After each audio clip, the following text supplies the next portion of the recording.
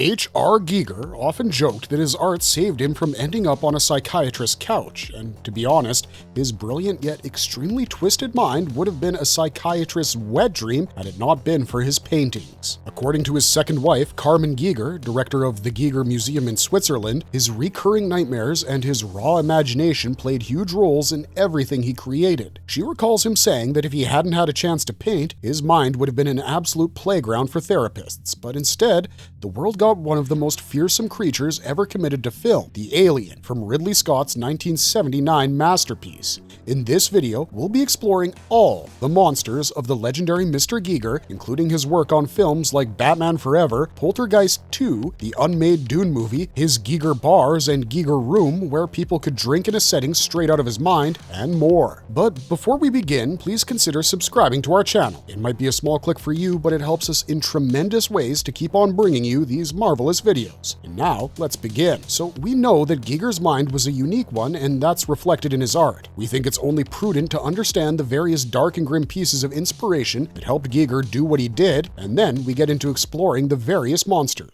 The 5 wickedly grimdark inspirations behind Giger's work. Born in 1940, H.R. Giger grew up amid the aftershocks of 2 world wars, which left him, and many others, grappling with some serious cases of anxiety. These anxieties, combined with childhood trauma and a knack for being super perceptive of his own subconscious, helped him fuel the aesthetic that continues to scare people down to their bones every day. When you see the alien's elongated skull and those protruding mechanical bones, you're looking at the love child of personal and profound nightmares and collective human fears shaped by an era that knew all about violence on an unprecedented scale. Giger's work in Alien earned him an Academy Award, but it also gave him a way to stare down his demons. He airbrushed every monster and dystopian landscape as a kind of remedy. Viewers, in turn, confront a darkness they usually hide from because Giger put it out there in a style that's both horrifying and impossible to ignore. Carmen Giger says he was open about the nightmares that never left him. When life pushed him into a corner with fear and despair, he fought back on his canvas. That boldness allowed him to shine a light on the darkest stuff in our heads. Even decades later, the monster in Alien still messes with us because it digs so deep into the collective unconscious. Ridley Scott moved the basic monster formula, once confined to crumbling houses or the open ocean like Spielberg's Jaws, into the cold vacuum of space. And Giger's art offered a creature miles away from and far more brilliant than any wolfman or shark. It was evil in a completely new shape, and it mirrored a world reeling from wars, bombs, and endless paranoia. Ancient Egyptian influence. Giger's fascination with horror and decay likely started when he was 5. His older sister dragged him to a museum exhibit about ancient Egypt where he saw a mummy of a princess in a dark basement. She still had patches of skin on her blackened bones, and the sight freaked him out. His sister thought it was funny, but Giger kept going back on his own every Sunday to stare at that mummy just to spend time with it, as if he was soaking in some kind of ancient knowledge from this ancient corpse. That experience stuck with him and shaped his lifelong obsession with Egyptian iconography. If you look closely at the original alien design, it's pitch black and full of exposed bones with a head elongated in a way that screams ancient Egypt. Horrors of war. Giger's formative years were spent in a Switzerland that remembered the Second World War all too well. His mother often whisked him away to Flims, a ski area near Chur, because she feared bombing raids. Carmen suspects that level of maternal anxiety seeped into Giger while he was still in the womb. She believes he had sharper antennae than most and never developed rigid boundaries to filter out society's fear. Atomic war, chemical warfare, terrifying viruses, his art shows a swirl of these collective horrors. In 1967, for instance, he painted Atomic Children, depicting small figures that had barely survived nuclear fallout. Painting calmed him. He tackled his anxieties head-on, capturing them and somehow taming them through art. In Carmen's words, that was his medicine. Effect of pioneers of psychoanalysis on Giger. Giger read Sigmund Freud and Carl Jung and found Jung's idea of the collective unconscious especially useful. He believed some urges, warfare and sexuality in particular, live in a deeper layer that's beyond our personal unconscious. He also liked to say he had a tough birth. Doctors had to use forceps to pull him out, and he swore he remembered it. He had recurring nightmares of a huge room with only one exit, and he'd try to squeeze through the exit with a paperclip-like device blocking him from leaving. Sometimes he couldn't return to the room because his arms felt restrained. Even in the mid-60s, these nightmares resurfaced and Carmen saw real panic in it. A psychiatrist friend, Dr. Stanislav Grof, believed Giger's birth trauma was a key to understanding his psyche. Giger's Passages series from 1969, a collection of paintings of dark corridors and claustrophobic tunnels, helped him process those paralyzing feelings. A loving but distant father. People often assume Giger must have been a heavy metal kind of person, but Carmen paints a more nuanced picture. She says he adored his mother but found his father a bit distant. His father had survived the Second World War, and Giger believed men were responsible for the brutality of that period, so he identified with the beast archetype from Beauty and the Beast. As a kid, he was totally smitten with pretty girls, to the point where other boys teased him. He once confessed he used to stand under a girl's window because her beauty fascinated him so much. That sense of female purity appears in some of his artwork as the redeeming force offsetting the monstrous male figure. A bit of mysticism. Mysticism and the occult also appear a lot in Giger's oeuvre. Much of that came from Sergius Golovin, a writer and close friend who introduced him to occult topics when Giger started working on his Necronomicon. Giger then discovered people like H.P. Lovecraft and F.M. Muir. Snakes slithering across his spell paintings reference the mythic serpents in the fall of Adam and Eve. Spell 3 from 1976, for instance, features Baphomet as a symbol of humanity's position between animals and the divine. Giger absorbed these ideas, but he didn't practice any dark arts himself. He had a good moral compass and hated seeing real violence. Even footage of actual corpses from the Second World War was too much for him. He wouldn't eat meat on the bone, yet he painted bones all the time. In Alien, that contradiction shows up in the Xenomorphs form. It's a demon that feels both terrifying yet strangely elegant. Now that we understand what exactly went on inside Giger's mind, we can further explore. The Ovomorph and the Facehugger. H.R. Giger came on board Alien to handle all the weird stuff beyond human design. He was the mastermind behind the film's otherworldly look, especially the Xenomorph, in every stage of its life cycle. He had limited time to bring his visions to life, so special effects pros came in to help construct the actual creatures, but everything started in Giger's sketchbook and imagination. He tackled the alien egg or ovomorphs first. In the film, these leathery pods were found inside the derelict spaceship, waiting to unleash terror. Giger's initial version had a blatant vagina-like opening, which completely freaked everyone out. Ridley Scott called it obscene, and the producers pointed out that they already had plenty of sexual imagery in the alien's design. Giger understood and went for a four-petaled starfish opening instead. He still pushed the unsettling vibe by making them about a meter tall and eerily biological. In total, he crafted 130 eggs using fiberglass for the bodies and foam latex for the tops, with the main hero egg rigged to open on cue. Giger had a blast giving that egg a revolting texture, though the production team handled some of the ickier details, like making goo drip upwards on screen by flipping the camera. Still, the core concept, that gross organic shape that fits right into the film's unsettling atmosphere, came straight from Giger's dark mind. Next up was the Facehugger. Even before Giger officially joined Alien, Dan O'Bannon showed him a rough drawing of a weird thing popping out of an egg, basically a flying omelet, as Giger later joked. Giger's twist was logical. If this creature had to leap out, grab someone's face, and jam something down their throat, it would need a coiled tail like a jack-in-the-box spring and hand-like appendages to grip a victim's head. His early paintings showed a disturbingly sexual shape, complete with long spidery fingers and a tail that felt like it could snap your neck if you tried prying it off. He never fully built his own facehugger prop because the producers worried he wouldn't finish the adult alien in time. His designs, though, guided everyone else. Ridley and O'Bannon combined aspects of Giger's sketches, slender fingers, a fleshy body, and asked Roger Dickon to make it real. Giger's preference for a translucent, slimy beast didn't end up on screen, but enough of his trademark style remained to give audiences nightmares. Giger's contributions to the egg and facehugger were more than just concept art. They were an extension of his whole obsession with biomechanics and twisted sexuality. He took what could have been a simple sci-fi creature and gave it a primal, raw edge.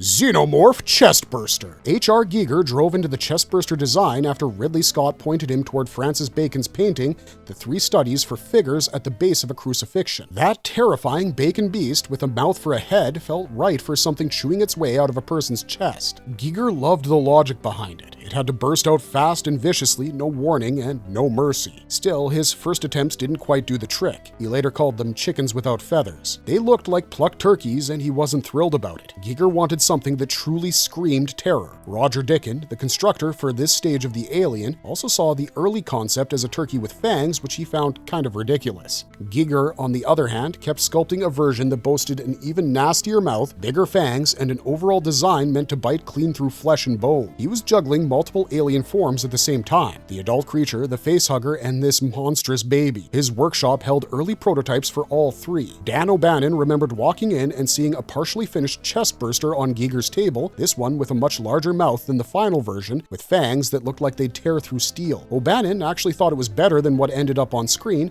but time constraints forced the production to go another route. Giger's ambition exceeded the schedule. He couldn't fully complete his proposed chest burster while also nailing the adult alien. Ultimately, the film team chose a simpler design from Roger Deakins. They wanted something smoother and meaner with a shape that hinted at the adult's head, but kept a more streamlined body. Giger may have found that final approach a bit tame compared to his own sculpture, yet his original spark, the twisted, mouth-first monstrosity, still influenced the final look. Even if the exact version he built didn't appear on camera, Giger's raw, visceral style led to the chest burster that shocked everyone.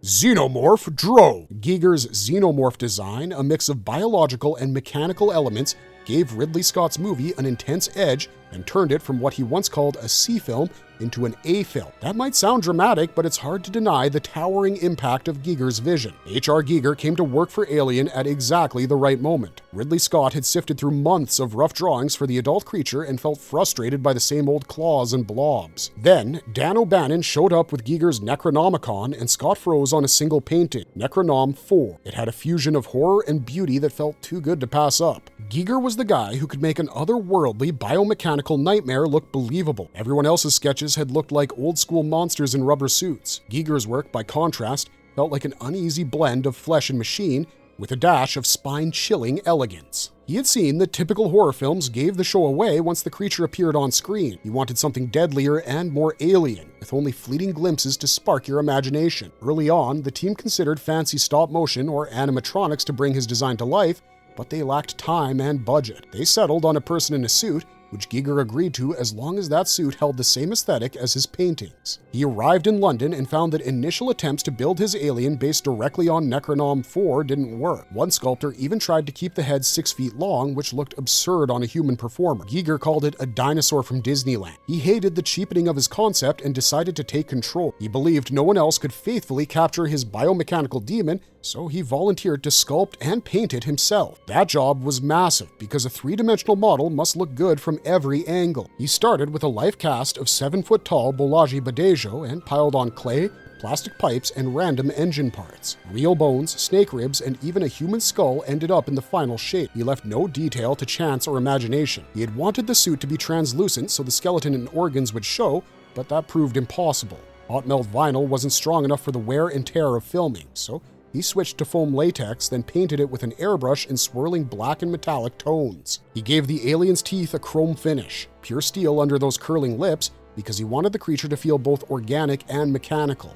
The bulbous eyes from his early sketches got scrapped, which made the final head even more menacing. Giger found it scarier to see nothing but empty sockets under a translucent dome. He also shaped the inner jaw after the elongated head from Necronom 4.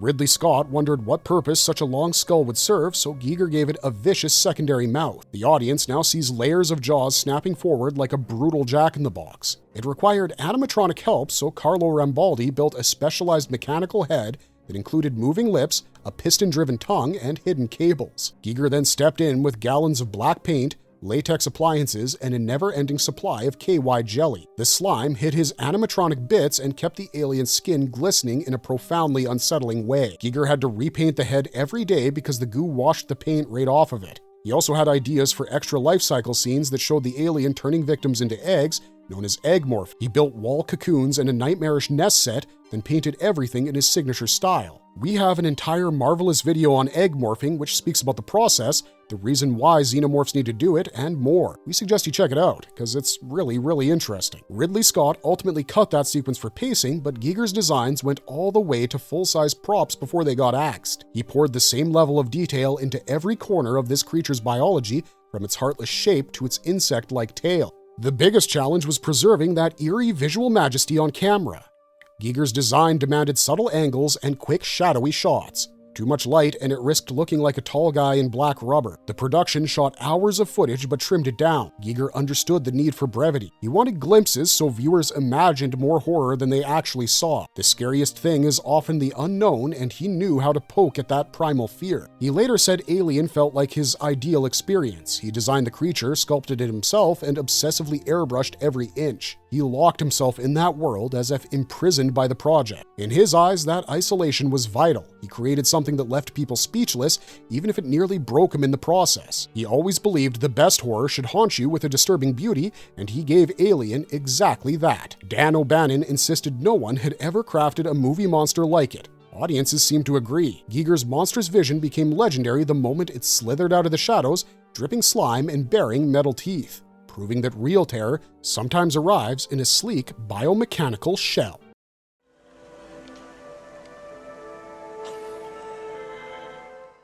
Space jockey, or pilot of the derelict ship. H.R. Giger ended up creating the space jockey when Ridley Scott realized that Giger's aesthetic should shape all the alien landscapes and not just the egg silo. Giger had already impressed everyone with his approach to the derelict, so giving him the pilot's chair seemed like the next logical step. Since Mobius left before completing his version, Giger stepped in with a unique blend of his trademark biomechanical style and some striking new concepts. Ridley wanted the pilot to look like a weird fossilized creature fused to its seat, and he found his first spark in Giger's Necronom 5 painting. Giger simply took that initial spark and ran with it. He began morphing that earlier idea into a massive entity locked into a strange chair with a protrusion that melded its head and torso. For him, it had to feel ancient, decayed, and inseparable from its environment, his strange biomechanical style. He also pulled inspiration from Egyptian art. Friends and collaborators often pointed to the Henu bark from the Book of the Dead, an image that evidently caught Giger's eye. Some recognized a parallel between Giger's painting Death Birth Machine 2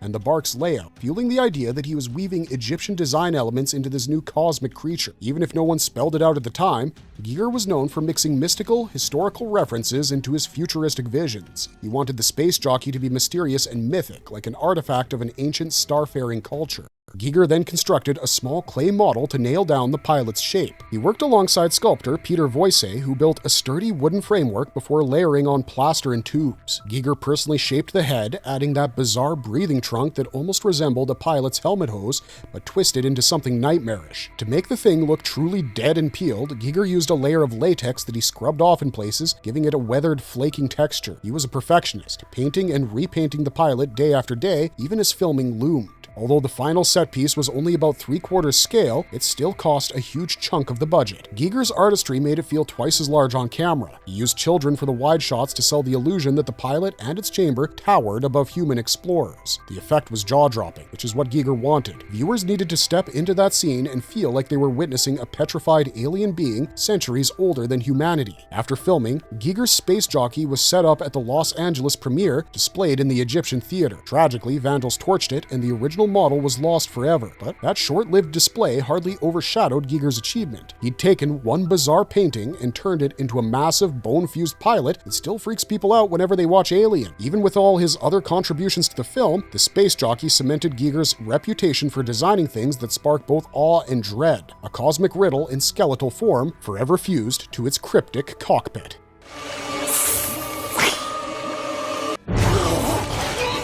Sill, species. H.R. Giger got on board Species to design Sill when producer Frank Mancuso Jr. and director Roger Donaldson decided they wanted his signature biomechanical look for their half-human, half-alien character. Giger was intrigued by the chance to create a creature that wasn't just monstrous, but also stunning to look at. He called it an aesthetic warrior, someone who seduces you with her beauty before showing she's a lethal predator. He approached the project with a level of detail that few others bring, scribbling sketch after sketch and faxing idea after idea from his home in Switzerland Switzerland, where he remained because of his mother's failing health. He pitched a transparent design for Sil, which he believed would highlight her alien anatomy and set her apart from typical rubber suit monsters. Though the production crew initially pushed back, worried about cost and complexity, he built rough models at his Zurich studio to prove it could work. He even embedded holograms in limbs to show off the potential of see-through skin. Convinced by his prototypes, the producers finally embraced the see-through aspect, agreeing it gave them a chance to show the baby alien growing inside Sil's body later in the film. Giger wanted Sil's transformation to include dramatic color shifts from red-hot orange to a cool transparent crystal as she vented rage or cooled down after a kill. He also dreamed up a deadly kiss that involved a tongue armed with barbs, similar to a shark's jaws. He envisioned her locking lips with a victim, then ripping away their insides. The script ended up dropping that idea in favor of something less extreme, and Giger felt the final approach was too much like the familiar chestburster gag from Alien. He warned the filmmakers to avoid rehashing old sci-fi tropes, reminding them that repeating iconic bits from the Alien franchise would only invite comparisons. He also struggled with various script choices, including the climactic use of a flamethrower to kill Sil. Giger thought the movie felt too cliched and joked that the simplest method was to blow off her head. No dramatic inferno needed. He fired off faxes criticizing what he felt were lazy repeats of Alien's formula, from chest-bursting scenes to the over-reliance on fire. He worried that audience would see him as recycling past triumphs instead of pushing new boundaries. On top of that, he disliked that the creature's final transformation leaned so heavily on computer graphics. He felt the CG version looked frog-like and ugly, a poor representation of his original design. He pointed to Steve Johnson's animatronic Sil as the real star, praising it for capturing the fragile, sensual aura he had in mind.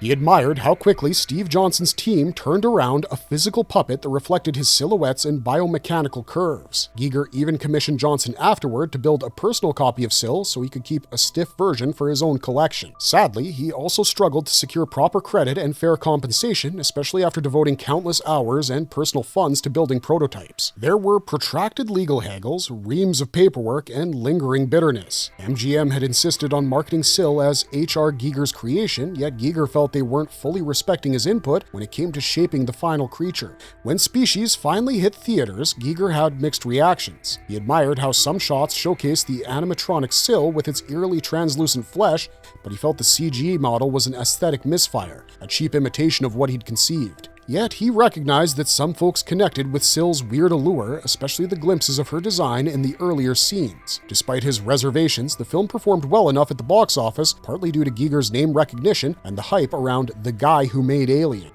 Ghost Train! Species! Around the same time, Giger invested significant passion and resources into the Ghost Train, originally intended as a nightmare sequence for Sil. The concept involved a spooky ride that snaked through a claustrophobic train station, jam-packed with skulls, twisted metal, and surreal illusions. Giger built an actual working train in his garden, wanting to use both practical sets as well as some degree of blue screen trickery.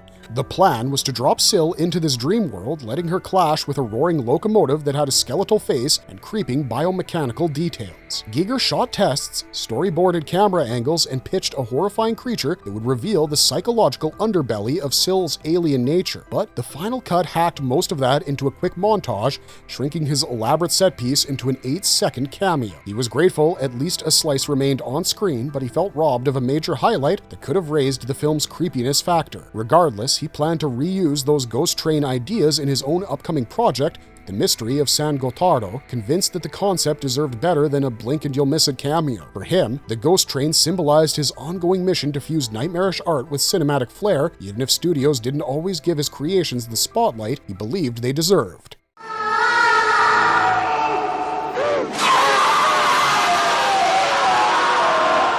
Poltergeist! H.R. Giger joined the team of Poltergeist 2 to design a demonic great beast among other monsters. However, he quickly realized it wasn't exactly the project he'd hoped for. Brian Gibson, the film's director, had caught wind of Giger's dark, dreamlike approach through earlier connections, and the production team loved how his biomechanical style could elevate an otherworldly spirit. Giger flew to LA with his manager, hammered out contracts in a single afternoon, and went back to Zurich to start sketching. He wasn't thrilled about how the movie was shaping up, but he hoped his influence might turn things around. They promised him creative freedom, though he later felt this was just a ploy to reel him in. His designs revolved around a worm-like spirit that got swallowed, then spewed out as a gruesome worm creature, mutating again into a squat, primitive creature, and ultimately looming as a massive Gorgon-like monster. He pushed for an otherworldly transformation sequence, reminiscent of Alien's life cycle, but grounded it in a weirdly spiritual angle for Poltergeist 2. Giger airbrushed paintings, one ready for each time Gibson flew in to check on progress. Because everything traveled by mail, communication was glacially slow, and the LA effects team struggled to interpret his vertical format images in a widescreen mindset.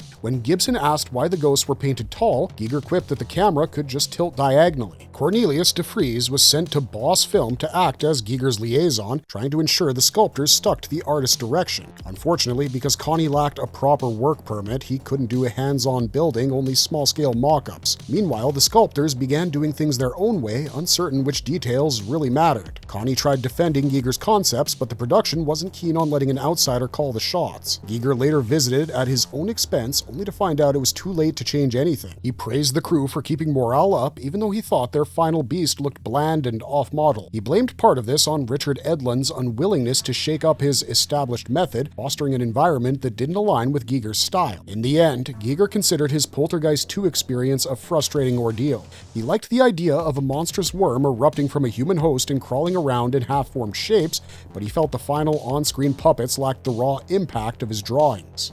The great beast was supposed to evoke multiple heads and souls trapped inside, reflecting Reverend Cain's deviant cult, but Giger only saw a fraction of that translated on film. He regretted signing on and believed that the film's vision was lost in some abstract dimension rather than embracing a more grounded reality-based horror he preferred. Batmobile! Batman Forever! H.R. Giger was once invited to imagine a Batmobile in his typical bone-chilling biomechanical art style. It happened around 1994 when the studio wanted a concept for a possible Scarecrow storyline. Giger's sketches, done in that surreal manner he pioneered, produced a Batmobile like no other, an elongated X-shaped beast bristling with ominous fins and sharp edges. He used his trademark fusion of flesh and machinery to suggest that Batman's ride might move in every direction at once. Giger's early drawings even hinted at each spherical wheel containing its own motor so that the car could glide or twist fluidly without relying on standard axles. Weapon pods with gnashing shapes dangled in front, implying guns ready to deliver rubber bullets or tear gas. He created these designs after he'd already cemented his reputation with Alien and other iconic projects. Studios sometimes leaned on Giger's dark, unsettling style to push popular franchises into weirder territory. He signed and dated his Batmobile designs in 1994, while the film's tone edged away from Tim Burton's darker themes. Though Joel Schumacher supervised the idea, it never made it to the final cut of Batman Forever, especially once the script dropped Scarecrow. Alejandro Jodorowsky's Dune. H.R. Giger also worked on Alejandro Jodorowsky's doomed Dune project in the mid-1970s when Jodorowsky roamed the globe to recruit spiritual warriors for his massive sci-fi adaptation. At this point, Giger was known mainly in art circles, not yet the Oscar-winning designer of Alien. Jodorowsky, who was drawn to Giger's moody biomechanical style, wanted him to visualize the dark world of the Harkonnens. He gave Giger total freedom and insisted the Swiss artist's sick art would help conjure a planet dominated by evil, magic, and violent impulses. Giger's sketches showed towering fortress heads and eerie castles that dripped menace. One concept he described featured a giant skull facade that could open like a mechanical jaw, raining destruction on unwanted visitors. He was thrilled by the idea of shaping entire sets, props, masks, and costumes to match his grim imagination. Yet, behind the scenes, the dream started to fade. Even though Jodorowsky sang praises of Giger's originality, he also offered a meager salary. Giger saw how the rest of the team, like British artist Chris Foss, worked for publicity value rather than decent pay. Back home in Switzerland, Giger received requests for specific illustrations, but sensed a mismatch between the film's sprawling ambition and the reality of minimal budgets and uncertain studio support. Jodorowsky's elaborate pitch included Dali, Orson Welles, and Pink Floyd, but Hollywood balked at this strange vision and the director's talk of a 12-hour cut. Giger remembered phone calls where Jodorowsky's assistants demanded quick artwork so it could be approved in Paris, a jarring approach for someone expected to devise an entire aesthetic universe. Though Dune never reached production, the storyboard circulated and influenced countless other films. Giger later teamed up with Dan O'Bannon, another veteran of Jodorowsky's Dune, to unleash Alien on the world. In a twist of fate, the film that never was became the catalyst that vaulted Giger into cinema legend. His sketches for Harkonnen architecture, once intended to terrify audiences in a Jodorowsky epic, shaped his early reputation as an architect of evil. Giger's art beyond movies. Though Alien brought Giger a certain level of fame and an Oscar, Hollywood wasn't always kind. He worked on Poltergeist 2 in 1986, Species in 1995, and Batman Forever, also in 95, but he also took on projects that never got off the ground or ended up shelving his work. This frustration pushed him to find new outlets for his creations. One such outlet was the network of Giger bars, with 2 still standing in Switzerland, one in Coire and one in the medieval town of Gruyere. The Gruyere location sits inside the H.R. Giger Museum, an old chateau that underwent a serious facelift to become a portal to Giger's dark imagination. He embedded his signature skeletal arches and biomechanical motifs into the architecture, making every chair and countertop feel like a set piece from an Alien sequel. Those Harkonnen chairs you see there were originally made for Alejandro Jodorowsky's doomed Dune project in the 70s. A Giger bar once existed in Tokyo, as well as a Giger room in New York's Limelight Club, though both are now closed. These bars were the natural progression of Giger's artistic journey. He started as an interior designer, then turned to painting and sculpture, and eventually returned to his roots by creating entire environments for his macabre visions. Visitors can sit in a Giger bar and feel like they've stepped into one of his paintings, a place where spines meld with walls and everything suggests an otherworldly realm. Stepping into that space brings Giger's core mission full circle, to harness his fears, both personal and collective, and reshape them into a bizarre kind of beauty. Lastly, as a special mention, we also want to include the dog alien from Alien 3, another beautifully wicked piece of work by Giger. Marvelous verdict. Giger is the greatest horror artist of all time. According to Carmen, and to many who have studied his art, Giger addressed personal anxieties that also happen to be universal. War, death, the tension between sex and violence, the collision of religion, mysticism, and science. He brought all that stuff into the open and dared us to stare at it. That's why, no matter how unsettling his work looks, we're drawn in for another peek. When the Xenomorphs' inner jaws snap open in Alien, extra sets of teeth dripping and glistening, a part of us wants to recoil while another part can't look away. Sigourney Weaver's character, Ellen Ripley, stands there trembling in front of this monstrous shape, and audiences around the globe hold their breath. Giger's nightmarish invention has seeped into pop culture in ways that feel both surprising and perfect. Sometimes those recurring nightmares do us a favor by giving us a safe space to process the terrors we share, no matter who we are or where we live. Giger never stopped chasing that mission. Painting, sculptures, bars, film designs, every medium gave him a chance to exercise fear and reflect it back at the world in a raw but strangely captivating form. If he hadn't picked up an airbrush, we might have missed out on the Xenomorph and a completely new approach to horror and sci-fi. More than 40 years after Alien hit theaters, Giger's imagery still haunts us, tapping into those unconscious corners we'd rather keep locked away. Yet we keep coming back, because he didn't just show us a freakish monster, he showed us ourselves. Our history, our culture, our hopes, and our fears, shaped into a single being that hovers between grotesque and awe-inspiring. And maybe that's what keeps his art alive. It offers a way to face the darkness without looking away, and to find a strange kind of beauty in the nightmares we'd rather forget. If you liked our content, don't forget to leave a like and subscribe to us if you haven't already. Otherwise, thanks for watching, stay safe out there, and have a marvelous day.